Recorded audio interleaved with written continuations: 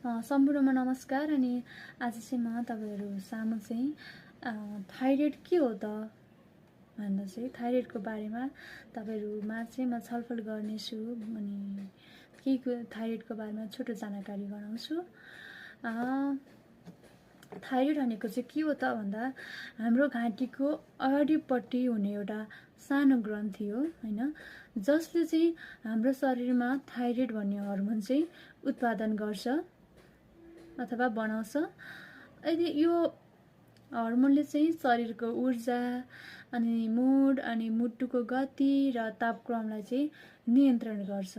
भनेपछि थाइरोइड भनेको कुनै पनि समस्या होइन रहेछ। यो थाइरोइड भन्ने चिज चाहिँ हामी सबैमा हुने चिज हो है। र कस्तो अवस्थालाई के भयो भने चाहिँ हामीले यसलाई समस्या मान्ने त के भयो भने चाहिँ हामीलाई हाम्रो शरीरमा समस्या निम्ताउँछ त भन्दा यदि यो थाइरोइड हर्मोन कम भयो भने अथवा बढी भयो भने चाहिँ हाम्रो शरीरमा समस्या देखा पर्छ है। र मेडिकल भाषामा चाहिँ यो थाइरोइड हर्मोन कम हुनुलाई चाहिँ हाइपोथाइरोइडिज्म भनिन्छ भने यो बढी हुने अथवा बढी उत्पादन हुनुलाई चाहिँ हाइपरथाइरोइडिज्म भनिन्छ। र जस्तै यदि हाम्रो शरीरमा थाइरोइड हर्मोनको कमी भयो भने यहाँ हामीलाई के कस्तो लक्षणहरू देखा पर्छन् त भन्दा मानिस सुस्त हुने अनि तौल घट्ने अनि त्यसपछाडि हामीलाई थकान महसुस हुने जस्ता विविध लक्षणहरू देखा पर्छन्।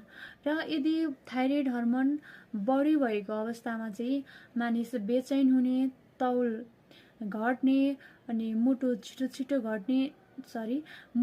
छिटो धड्किने जस्ता समस्याहरू देखा पर्छन्। थाइरोइड चाहिँ विशेषतः पुरुषको तुलनामा महिलामा बढी देखिने गर्छ। अनि नियमित रूपमा जाँच गरायौं भने अनि त्यसपछाडि डाक्टरको सल्लाह अनुसार हामीले औषधि सेवन गर्यौं भने पक्कै पनि यो थाइरोइडको समस्या, यो थाइरोइडको हर्मोन कम भएको अथवा थाइरोइड हर्मोन बढी भएर देखिएका समस्याहरू चाहिँ निको हुन्छ र आत्तिनु चाहिँ पर्दैन। हस्, धन्यवाद। Thank you everyone for watching.